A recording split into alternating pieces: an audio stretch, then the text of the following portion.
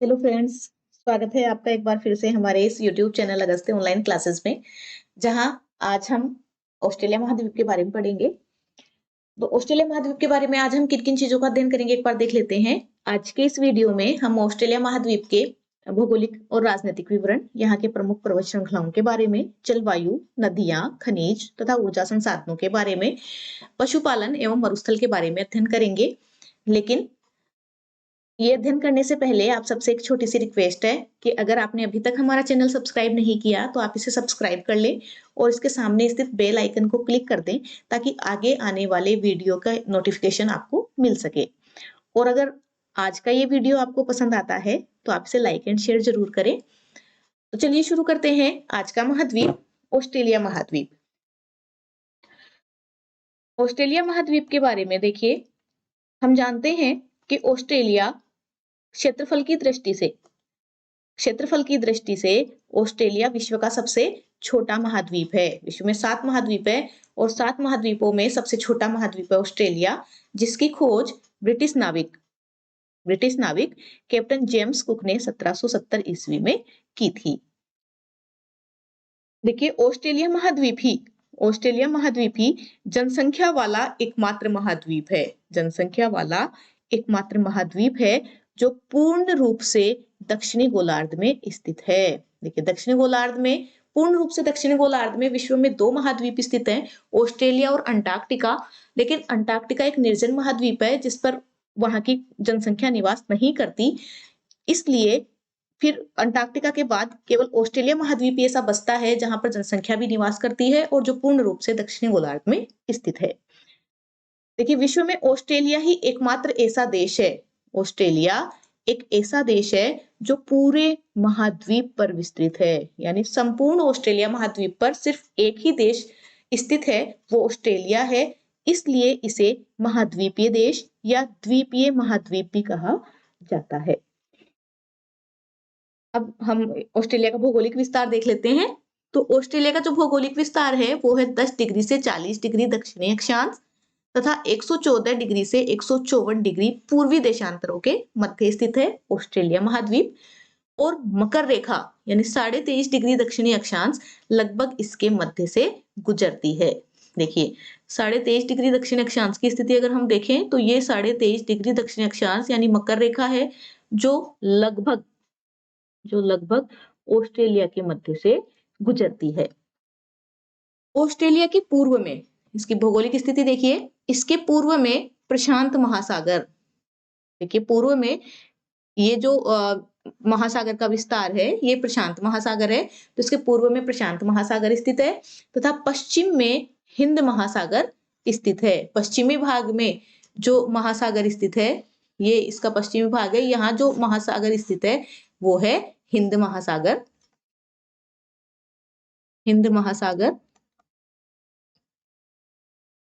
इसके उत्तर में, ऑस्ट्रेलिया के उत्तर में देखिए तिमोर सागर, अराफुरा सागर और कारपेंट्रिया की खाड़ी स्थित है। तो देखिए तिमोर सागर, यहाँ ये तिमोर सागर, अराफुरा सागर और ये जो खाड़ी हमें दिख रही है ये खाड़ी कारपेंट्रिया की खाड़ी के नाम से जानी जाती है। तो ऑस्ट्रेलिया के पूर्व में प्रशांत महासागर, पश्चिम में हिंद महासागर, उत्तर में तिमोर सागर, अराफुरा सागर और कारपेंट्रिया की खाड़ी तथा दक्षिणी पूर्वी भाग में, देखिए दक्षिणी पूर्वी भाग में ये तस्मान सागर, ऑस्ट्रेलिया और न्यूजीलैंड के बीच में जो सागर है वो तस्मान सागर है। तो तस्मान सागर और ऑस्ट्रेलिया की दक्षिण में ये जो हमें दिख रही है ये ऑस्ट्रेलिया के दक्षिण में ग्रेट ऑस्ट्रेलियन बाइट स्थित है। ऑस्ट्रेलिया की इस विशाल खाड़ी को ग्रेट ऑस्ट्रेलियन बाइट के नाम से जाना जाता है। Great Australian Bight. देखिए, ये इसका भौगोलिक विस्तार है। अब हम एक बार ऑस्ट्रेलिया की राजनीतिक स्थिति भी देख लेते हैं कि ऑस्ट्रेलिया में कितने राज्य स्थित है। अभी हमने देखा कि ऑस्ट्रेलिया एकमात्र ऐसा देश है जो संपूर्ण महाद्वीप पर विस्तृत है। तो ऑस्ट्रेलिया देश में 6 राज्य या 6 प्रांत और 2 केंद्र शासित प्रदेश स्थित हैं। 2 केंद्र शासित प्रदेश स्थित हैं। उससे पहले हम पूरे ऑस्ट्रेलिया देश की राजधानी देख लेते हैं कि ऑस्ट्रेलिया की राजधानी कौन सी है। तो ऑस्ट्रेलिया जो ये पूरा देश आपको दिख रहा है, इसकी जो राजधानी है वो है कैनबरा। कैनबरा यहाँ न्यू साउथ वेल्स में देखिए यहाँ स्थित है। ये ऑस्ट्रेलिया की राजधानी है कैनबरा। अब हम ऑस्ट्रेलिया के 6 प्रांतों का अध्ययन करते हैं। तो इस संपूर्ण ऑस्ट्रेलिया में 6 प्रांत है, जिसमें पहला प्रांत है क्वींसलैंड। पहला प्रांत है क्वींसलैंड, जिसकी राजधानी है ब्रिस्बेन।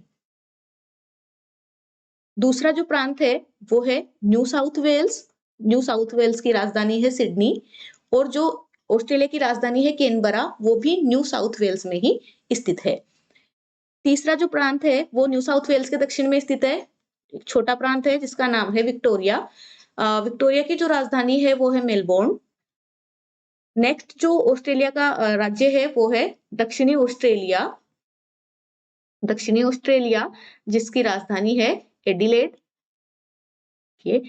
और ऑस्ट्रेलिया का जो नेक्स्ट प्रांत है वो है पश्चिमी ऑस्ट्रेलिया। पश्चिमी ऑस्ट्रेलिया की जो राजधानी है वो है पर्थ, जो यहाँ पर स्थित है।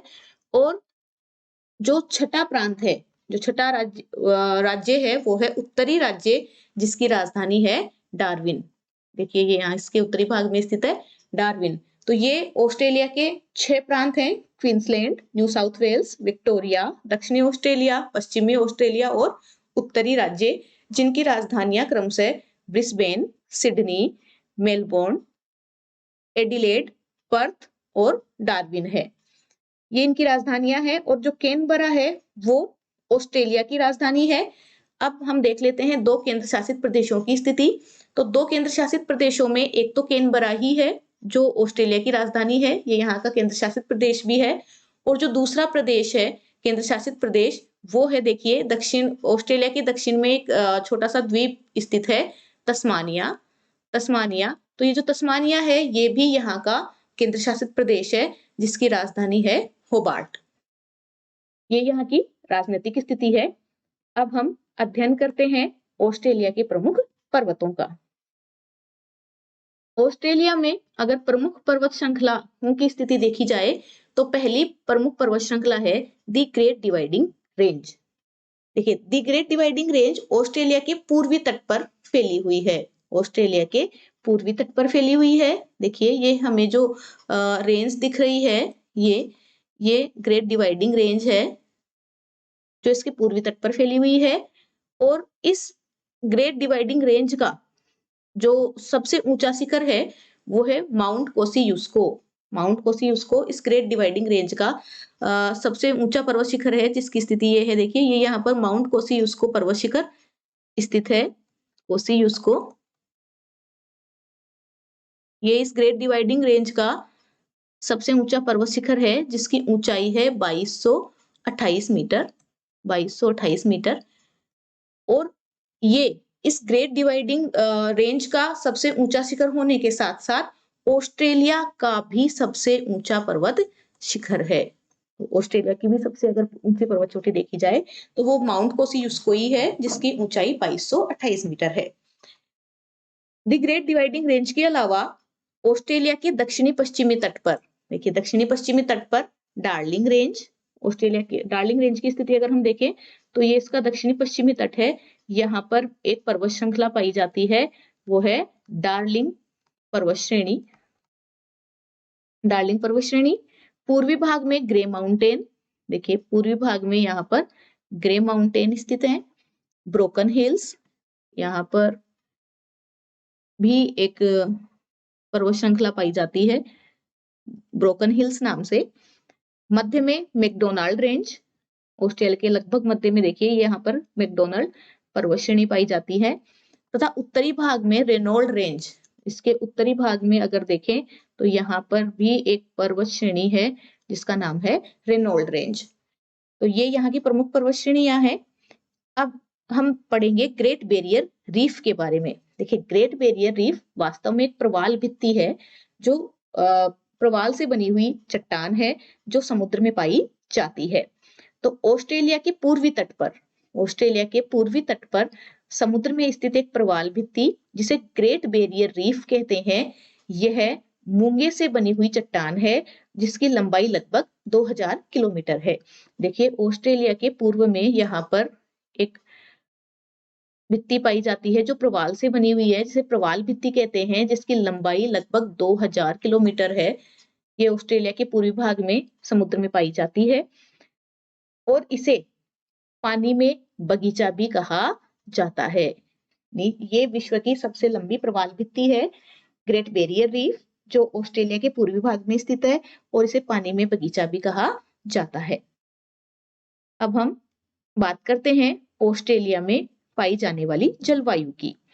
देखिए ऑस्ट्रेलिया दक्षिणी गोलार्ध में स्थित है। ऑस्ट्रेलिया की जो स्थिति है वो दक्षिणी गोलार्ध में स्थित है और इसका जो अधिकतर भाग है वो शुष्क है, सूखा है, इसलिए इसे प्यासी भूमि का देश कहा जाता है। ऑस्ट्रेलिया का जो अधिकतर भाग है वो मरुस्थलीय है, शुष्क है, इसलिए ऑस्ट्रेलिया को प्यासी भूमि का देश कहा जाता है।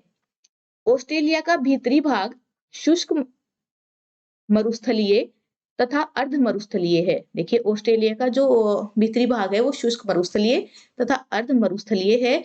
इस प्रदेश को यानी ऑस्ट्रेलिया के भीतरी भाग को दी बुश तथा नेवर नेवर प्रदेश के नाम से जाना जाता है। अब है ऑस्ट्रेलिया के दक्षिण में जो द्वीप स्थित है तस्मानिया, जो यहाँ का केंद्र शासित प्रदेश है, उसका लगभग 70% भाग यानी तस्मानिया का लगभग 70% भाग नेशनल पार्क के लिए संरक्षित किया गया है। उत्तरी ऑस्ट्रेलिया में यानी ऑस्ट्रेलिया के उत्तरी भाग में मानसूनी जलवायु जैसी परिस्थितियां भी पाई जाती हैं। मानसूनी जलवायु जैसी परिस्थितियां पाई जाती है और यहाँ पर वर्षा के मौसम को, जब यहाँ बारिश होती है तो उस मौसम को द वेट के नाम से जाना जाता है। अब हम बात करते हैं ऑस्ट्रेलिया की प्रमुख नदियों के बारे में। तो ऑस्ट्रेलिया की प्रमुख नदियों में सबसे पहली नदी है मर्रे नदी। देखिए मर्रे नदी ऑस्ट्रेलिया की सबसे लंबी नदी है जो ऑस्ट्रेलियन एल्प्स से निकलकर, देखिए जो हमने ग्रेट डिवाइडिंग रेंज देखी थी उसका अलग अलग स्थानों पे उसे अलग अलग नाम से भी जाना जाता है। तो उसके दक्षिणी भाग को, ये जो ग्रेट डिवाइडिंग रेंज है, इसके दक्षिणी भाग को ऑस्ट्रेलियन एल्प्स के नाम से जाना जाता है और इसी ऑस्ट्रेलियन एल्प्स से ये मर्रे नदी निकलती है। देखिए मर्रे नदी निकलती है और ऑस्ट्रेलिया में बहने के बाद ये एनकाउंटर बे में गिरती है। देखिए एनकाउंटर बे में गिरती है। दूसरी जो ऑस्ट्रेलिया की नदी है वो है डार्लिंग नदी। डार्लिंग नदी मर्रे नदी के पश्चात ऑस्ट्रेलिया की दूसरी महत्वपूर्ण नदी है जो पूर्वी भाग से, ऑस्ट्रेलिया के पूर्वी भाग से ग्रेट डिवाइडिंग रेंज से निकलती है। ऑस्ट्रेलिया के पूर्वी भाग में स्थित ग्रेट डिवाइडिंग रेंज से डार्लिंग नदी निकलती है। देखिए डार्लिंग नदी की स्थिति हम देख लेते हैं। ये डार्लिंग नदी यहाँ बहकर मर्रे नदी में मिल जाती है। तो इन दोनों नदियों के जो बीच का क्षेत्र है, यानी इन दोनों नदी के बीच का ये जो बेसिन है, ये यहाँ पर काफी विकसित सिंचाई व्यवस्था पाई जाती है। मर्रे डार्लिंग नदी के बेसिन में ऑस्ट्रेलिया में काफी विकसित सिंचाई व्यवस्था पाई जाती है और इन दोनों नदियों के यानी डार्लिंग और मर्रे, इन दोनों नदियों के बीच का जो सिंचित क्षेत्र है, दो नदियों के बीच का जो सिंचित क्षेत्र होता है वो दोआब कहलाता है। तो ये जो दोआब है, मर्रे और डार्लिंग नदी के बीच का जो दोआब है, ये वाला क्षेत्र, इसे रेवेरिना मैदान के नाम से जाना जाता है। इसे रेवेरिना मैदान के नाम से जाना जाता है। मर्रे और डार्लिंग नदी के बीच के क्षेत्र को। नेक्स्ट जो नदी है वो है विक्टोरिया नदी। विक्टोरिया नदी किम्बरले पठार से निकलती है और दक्षिण से उत्तर की ओर बहती है। देखिए ये विक्टोरिया नदी है, बोनापार्ट की खाड़ी में गिर रही है।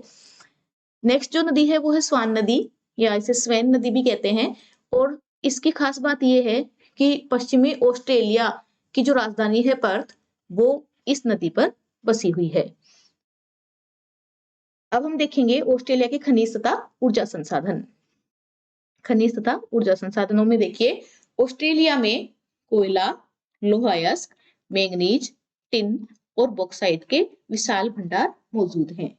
कोयला, लौह अयस्क, मैंगनीज, टिन और बॉक्साइट के विशाल भंडार मौजूद हैं और बॉक्साइट तथा यूरेनियम के भंडारों में दो खनिज ऐसे हैं, बॉक्साइट जो एल्यूमिनियम का अयस्क है और यूरेनियम के भंडारों में, इन दोनों के भंडारों में ऑस्ट्रेलिया का विश्व में प्रथम स्थान है, यानी सबसे सर्वाधिक भंडार ऑस्ट्रेलिया में पाए जाते हैं। इसके अलावा ऑस्ट्रेलिया में बहुतायत से सोना भी पाया जाता है और यहाँ पर विश्व प्रसिद्ध दो सोने की खानें स्थित हैं जिनका नाम है कालगुरली और कूलगार्डी। ये दोनों सोने की खानें ऑस्ट्रेलिया में स्थित है। इसके अलावा बांस की खाड़ी से प्राकृतिक गैस निकाली जाती है और ऑस्ट्रेलिया की हंटर घाटी ऑस्ट्रेलिया का रूर कहलाती है। देखिए, जर्मनी का जो रूर बेसिन है वो अपने कोयले उत्पादन के लिए प्रसिद्ध है, तो उसकी तर्ज पर ऑस्ट्रेलिया की जो हंटर घाटी है उसे ऑस्ट्रेलिया का रूर कहते हैं। अब हम बात करते हैं ऑस्ट्रेलिया में पशुपालन की। तो देखिए, ऑस्ट्रेलिया में भेड़ों की संख्या विश्व में सर्वाधिक है, यानी सर्वाधिक भेड़ें ऑस्ट्रेलिया देश में पाई जाती हैं और यहाँ पर मेरिनो जाति की भेड़ें पाली जाती हैं। यहाँ पर एक विशेष किस्म की भेड़ें पाली जाती हैं जिसका नाम है मेरिनो और जिनकी ऊन के निर्यात में, यानी मेरिनो भेड़ की ऊन के निर्यात में ऑस्ट्रेलिया का विश्व में प्रथम स्थान है। इसके अलावा ऑस्ट्रेलिया में जो बड़े चारागाह होते हैं, उन चारागाहों को, जहां पर भेड़ व मवेशी चराए जाते हैं, चारागाहों को स्टेशन कहा जाता है। यानी ऑस्ट्रेलिया में स्थित बड़े चारागाह जहां भेड़ और मवेशी चराए जाते हैं उन्हें स्टेशन के नाम से जाना जाता है और इन स्टेशनों पर, यानी इन चारागाहों में काम करने वाले मजदूरों को जैक रूस कहते हैं। अब हम देखते हैं ऑस्ट्रेलिया के प्रमुख मरुस्थल। ऑस्ट्रेलिया के प्रमुख मरुस्थलों में सबसे पहला मरुस्थल है ग्रेट विक्टोरिया मरुस्थल। ग्रेट विक्टोरिया मरुस्थल ऑस्ट्रेलिया का सबसे बड़ा मरुस्थल है। चूंकि ऑस्ट्रेलिया का जो आंतरिक भाग है वो शुष्क मरुस्थलीय भाग है, तो इसका जो सबसे बड़ा मरुस्थल है वो है ग्रेट विक्टोरियन मरुस्थल। ये ऑस्ट्रेलिया का सबसे बड़ा मरुस्थल है। नेक्स्ट मरुस्थल है ग्रेट सैंडी मरुस्थल। ग्रेट सैंडी मरुस्थल पश्चिमी ऑस्ट्रेलिया में स्थित ऑस्ट्रेलिया का दूसरा सबसे बड़ा मरुस्थल है। ग्रेट विक्टोरियन मरुस्थल के बाद ग्रेट सैंडी मरुस्थल यहाँ का दूसरा सबसे बड़ा मरुस्थल है। देखिए, ये पश्चिमी ऑस्ट्रेलिया में स्थित ग्रेट सैंडी मरुस्थल। नेक्स्ट मरुस्थल है तनामी मरुस्थल। तनामी मरुस्थल में यह उत्तरी ऑस्ट्रेलिया में स्थित है, तनामी मरुस्थल। और तनामी मरुस्थल के अलावा यहाँ पर और मरुस्थल भी स्थित हैं, जैसे सिम्पसन मरुस्थल, गिब्सन मरुस्थल आदि। देखिए इनकी स्थिति, ये सिम्पसन मरुस्थल है और गिब्सन मरुस्थल। तो ये थे ऑस्ट्रेलिया के प्रमुख मरुस्थल। आज का ये वीडियो यहीं पे खत्म होता है। अगले वीडियो में हम ऑस्ट्रेलिया के बारे में दूसरी जानकारी लेकर आएंगे। धन्यवाद।